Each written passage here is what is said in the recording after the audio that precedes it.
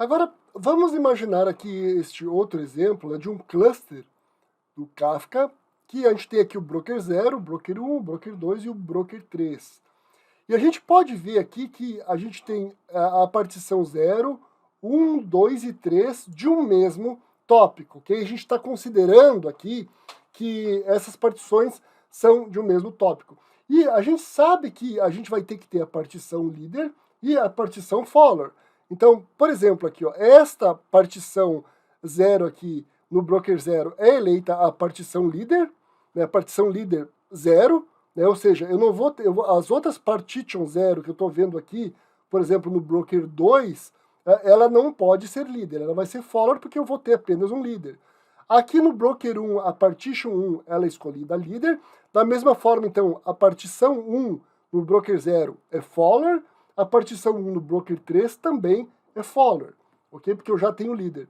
E a partição 2 aqui no broker 3 é líder, e a partição 3 no broker 3 também é escolhida líder. Então vejam que eu tenho brokers que têm partições líderes e que têm partições followers.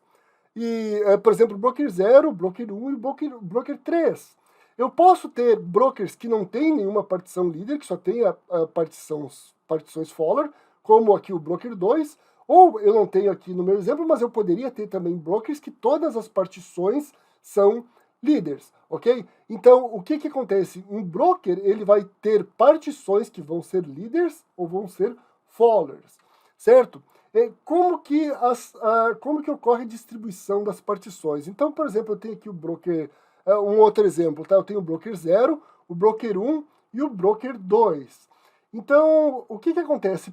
Supondo que eu vou ter um tópico com 4 partições e 3 réplicas. Então, veja, eu estou falando de um mesmo tópico, porém, eu vou dividir esse meu assunto fisicamente em 4 partes. E eu quero ter de cada uma dessas 4 partes 3 cópias, certo? Então, como que eu iria distribuir isso? Como que o Kafka vai distribuir isso, né? Lembrando que isso é um processo transparente, ok? Não é você que vai definir isso. Então, por exemplo, primeiro ele vai ordenar os brokers disponíveis. Aqui a gente tem o broker 0, 1 e 2, né? Eu tenho 3 brokers disponíveis. E primeiro ele vai distribuir aqui nos brokers as partições líderes, uma a uma. Então, a partição 0 líder, a partição 1 líder, a partição 2 líder e a partição 3 líder. Depois, ele vai distribuir a primeira partição de followers. Então, ele vai ter a partition 0, a partition 1, a partition 2 e a partition 3. E depois ele vai distribuir a outra partição de followers. Por quê? Porque eu tenho 3 réplicas, eu tenho 3 cópias de cada partição. Então, de novo, eu tenho partition 0, 1, 2 e 3. Então, vejam que aqui neste exemplo ficou extremamente balanceado e eu não tenho partições repetidas em nenhum broker, ok? Mas nem sempre é assim, ou normalmente não é assim. Tá? A gente não vai ter o mesmo número de partições em cada um dos brokers. A gente tem que considerar também que, caso algum desses brokers estivesse no mesmo rack, né, o Kafka ia buscar distribuir essas partições também sem repetir o hacker, ok? Mas para fins didáticos é para a gente entender aqui como que isso funciona. Falando um pouquinho mais dos followers, né? Então, como eu já mencionei, os followers não respondem a requisições. Então, o objetivo do follower, o que é? O follower existe para assumir a função de líder. E para isso, ele tem que se manter sempre atualizado com o líder que recebe as escritas, né? Isso que é mais importante, as escritas, e isso o líder que recebe, ele vai receber também leitura, mas para o follower o que importa é as escritas que ele recebe. E o follower ele fica aguardando, né? O objetivo dele é ser eleito como líder, se o líder, por algum motivo, falhar.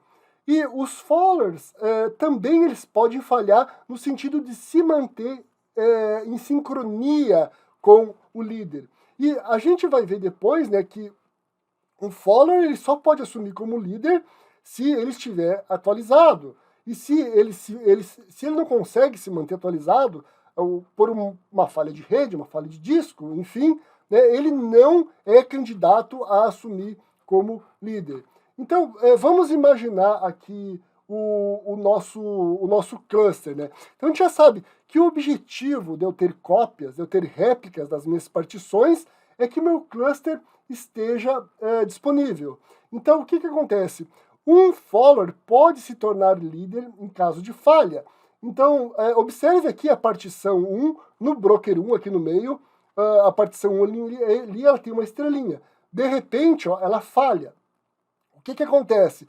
O Kafka ela vai buscar outra partição aqui para ser líder. E ela encontra a partição 1 aqui no broker 2. Ó. Então, ela é eleita a partição líder e, obviamente, que a outra partição no broker, a outra partição 1 no broker 1 ali, ela perde a estrelinha, né? Ela não é mais a líder.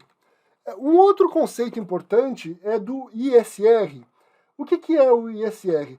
É um acrônimo para lista de réplicas que estão em sincronia com o líder. Então, o que acontece? Como eu mencionei, né, uma partição que é uma réplica, para ela se tornar líder, ela tem que estar sincronizada.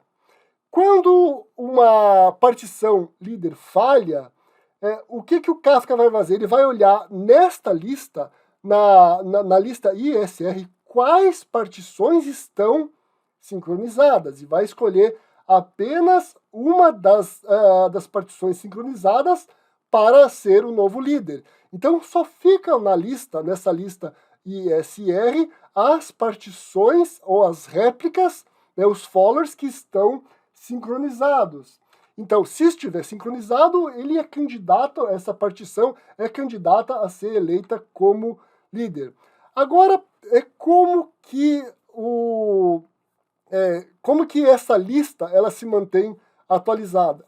Bom, é um processo relativamente simples. Então, a gente sabe que as partições elas têm os offsets, que são os números sequenciais que o Kafka atribui às mensagens. E as réplicas, elas solicitam esses offsets para se manter atualizadas. E há uma tolerância por padrão de 10 segundos. Se a réplica solicitou as mensagens mais recentes nos últimos 10 segundos, quer dizer que ela está funcional. E por isso ela pode estar no ISR. Então, por exemplo, se a partição 0 aqui, que é um follower, né, ela, em 2 segundos, ela pede para a partição líder uma lista das mensagens, né, pelos offsets, ela então ela é mantida ou incluída no ISR, na lista das réplicas atualizadas. Agora a partição 3 aqui, por exemplo, ela leva 20 segundos para solicitar os offsets. O que acontece? Ó? A partição é removida do ISR. Isso quer dizer o quê? Que se a partição 3 do broker 0 falhar, a partição 3 do broker 1 não é candidata a assumir o papel de líder. Né? Então seria, por exemplo, a partição 3 do broker 2. Vamos olhar aqui, por exemplo, a partição 0. O que aconteceria se todos os followers, se todos os seguidores ficassem fora da lista e o líder falhar? Então a partição 0 não conseguiu sincronizar, a partição 0 do broker 1 não conseguiu sincronizar, a partição 0 do broker 2 não conseguiu sincronizar. Como que vai ser escolhido um novo líder? Então a gente tem aqui uma questão bastante complexa. E aí entra um outro conceito, que é o de commit e uncommit, que é um conceito semelhante ao de bancos de dados, né, que as transações são confirmadas ou não. Então a gente pode configurar o líder, né, no Kafka quase tudo é configurável, para não considerar as mensagens confirmadas até que elas sejam copiadas a todas as réplicas da lista ISR. Então o que acontece? Se chegar uma mensagem nova para a partição 0, ela só vai considerar essa mensagem confirmada depois que a partição 0 do broker 1 confirmar a mensagem e a partição 0 do broker 2 confirmar a mensagem. Então, assim, ó, o líder ele vai saber de cada follower quais mensagens estão confirmadas e quais não estão. E o que acontece? Se a gente perder o líder, a gente perde só as mensagens que não foram confirmadas. né? Porque se ela não foi confirmada, ela pode não estar na partição do broker 1 e do broker 2, por exemplo. E nesse caso elas devem ser reenviadas pelos produtores, né, que estão aguardando o sinal de recebimento, né, que eu falei anteriormente, que é o acknowledgement. Um outro conceito é o de Minimum ISR List, ou seja, uma lista mínima de followers, de partições followers que vão estar definidas. Então a gente pode definir que deve haver um número mínimo de réplicas na lista. O que acontece? Se não houver esse número mínimo, né, o broker ele não vai aceitar mensagens, porque não há um número de réplicas, followers, suficientes para ler a mensagem.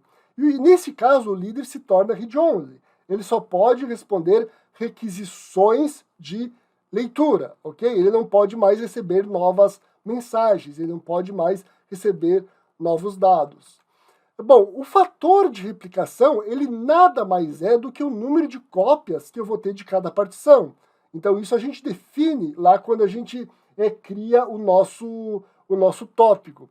Então, quantas cópias, eu quero saber quantas cópias a gente vai ter de cada partição.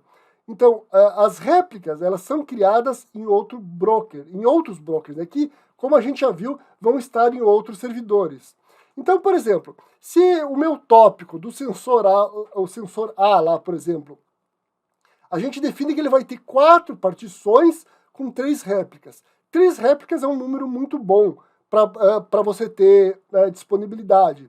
Isso quer dizer o quê? Que a gente vai ter 12 partições, né? Veja, a gente tem 4 partições, porém, de cada uma dessas partições, a gente está falando de um único tópico, né? Para cada uma dessas 4 partições, a gente vai ter 3 réplicas. Então, simplesmente, a gente multiplica 3 vezes 4, 12. A gente tem 12 partições, né? Que é o modelo que a gente está vendo aqui. E elas vão ser distribuídas, como já viu, nos brokers disponíveis, e como eu estava falando aqui, tudo vai fazer parte do mesmo tópico. Bom, a gente está falando aqui de partições e de réplicas. Essas são informações que a gente define, né? Então, por exemplo, quando a gente criar um tópico, a gente vai dizer o número de replicações e o número de partições e de réplicas que a gente quer que o tópico tenha. A gente viu também que as mensagens do Kafka são salvas em disco.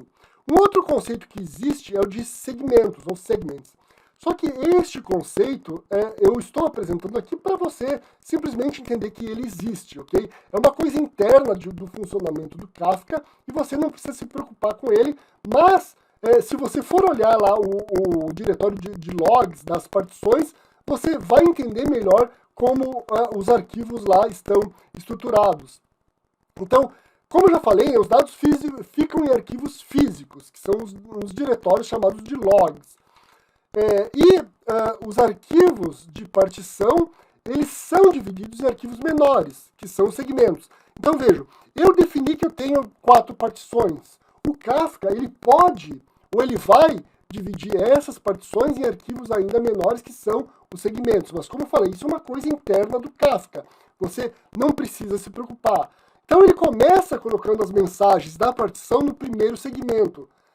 Esse primeiro segmento ele vai ter um limite. Quando esse limite termina, ele inicia um novo arquivo, que é um novo segmento. Mas vejam, isso faz parte da mesma partição, ok? Que pertence a um determinado tópico. O tamanho máximo de um arquivo de segmento é de 1 GB ou 7 dias. E é claro que isso pode ser configurado. Com relação aos offsets, então a gente já viu que os offsets são um número sequencial que são dados às mensagens. Então veja, o número de offset ele não reinicia em um novo segmento. Então isso quer dizer o quê? Que o offset ele vai crescer sempre dentro de uma mesma partição. A partição vai ser dividida em um novo segmento, que nada mais é do que um arquivo físico, mas o offset continua. O arquivo de segmento, ok, ele vai ter o número do offset no nome do arquivo. Então você consegue identificar visualmente em qual offset começa aquele segmento. E o offset ele não é único no tópico, ok? E sim na partição.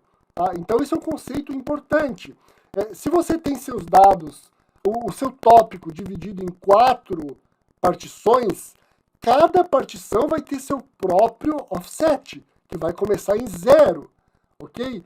E mesmo que hajam muitos segmentos, o offset ele continua, ok? Então, o offset é o número único por partição, não por tópico. Diferente de uma tabela de um banco de dados, que você tem lá uma chave primária, por exemplo, que é um campo que ele vai crescer e vai ser único, mesmo se você particionar a tabela do banco de dados, certo? Aqui não. Aqui,